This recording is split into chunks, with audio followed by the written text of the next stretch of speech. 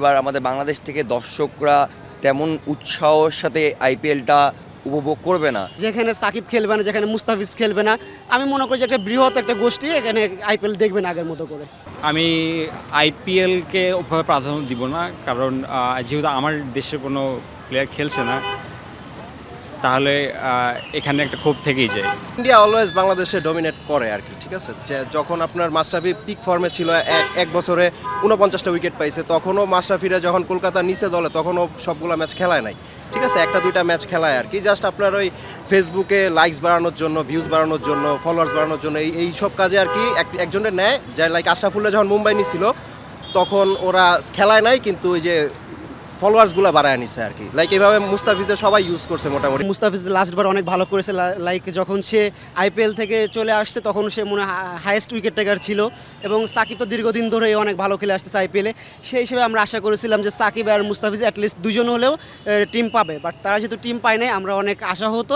এবং আমি পার্সোনালি মনে করি যে বিসিবিরও এখানে দায়বদ্ধতার জায়গা আছে, যেহেতু তারা ফুল সিজনের জন্য এনওসি দেয় নাই।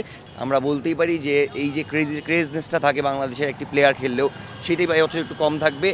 আমার ব্যক্তিগত মতামত বলতে, আমাদের যে তরুণ প্লেয়াররা আছে তারা কনসিস্টেন্ট না, এখানে আমাদের দায়বদ্ধতার জায়গা আছে। বাংলাদেশের প্লেয়াররা কখনোই কনসিস্টেন্ট ছিল না, সেই দিক থেকে সাকিব মুস্তাফিজ তারা ব্যতিক্রম ছিল, তারা আইপিএল খেলেছে এবং দীর্ঘদিন পারফর্ম করেছে। এর আগেও আমরা দেখেছি অনেক বাংলাদেশি প্লেয়ার আইপিএলে জায়গা পেলেও তারা কখনোই একটার বেশি ম্যাচ পায়নি, কারণ তারা কনসিস্টেন্সি প্রুভ করতে পারেনি। ঠিক, কিছু মানুষ ঠিক বলতেছে, ক্ষোভে দেখতে যাচ্ছে না, কারণ আমরা জানি one of the finest two player হচ্ছে মুস্তাফিজ আর সাকিব আল হাসান। তারা পাস্ট যতগুলো আইপিএল টুর্নামেন্ট হয়েছে তাদের পারফরমেন্স এক্সেপশন ছিল। সাকিব থাকলে অবভিয়াসলি আমরা ওয়ার্ল্ডের কাছে একটা আলাদাভাবে দাম পাই, এটা সত্যি কথা, এটা না বলার কিছু নাই। সো আমার মনে হয় সাকিব থাকলে অবভিয়াসলি ভালো লাগতো, মুস্তাফিজ থাকলেও ভালো লাগতো। যেহেতু হয় নাই এখন তো আসলে কিছু বলার নাই। বেসিক্যালি হচ্ছে কি, বাংলাদেশের কোনো প্লেয়ার যদি খেলে আইপিএলে এটা আমাদের জন্য গর্বের বিষয়। আর ফার্স্ট অফ অল কথা হচ্ছে সাকিব ইজ সাকিব। সাকিবের রিপ্লেসমেন্ট আদৌ আসবে কি না কোনো দিন, আই হ্যাভ নো আইডিয়া।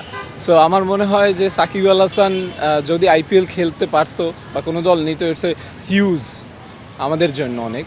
আর সেই ক্ষেত্রে যেহেতু পায় নাই, সেহেতু আসলেই আইপিএল আমাদের অতটা দেখা হবে না। বাংলাদেশের একটা ব্যাপার হচ্ছে সাকিব যখন কেকেআরে খেলে বা সানরাইজ হায়দ্রাবাদে খেলে, তো আমরা অবভিয়াসলি মানে সব কিছু রেখে সাকিবের খেলার জন্য হলেও খেলাটা দেখি।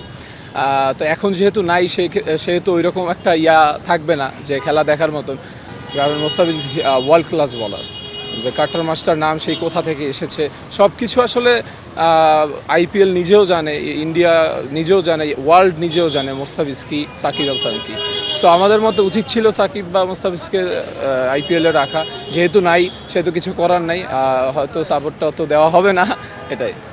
আমরা দেখেছি যে বিগত বছরগুলোতে তারা বাংলাদেশের প্লেয়ারদেরকে নিয়ে মার্কেটিং করে আর কি, যে সোশ্যাল মিডিয়া মার্কেটিং করে এবং হিউজ রিচ পায়। সো আমি মনে করি যে তাদের অ্যাটলিস্ট দীর্ঘদিন সার্ভিস বলেন বা মার্কেটিং বলেন, যে কোনো জায়গা থেকে তাদের কেনা উচিত ছিল আমি মনে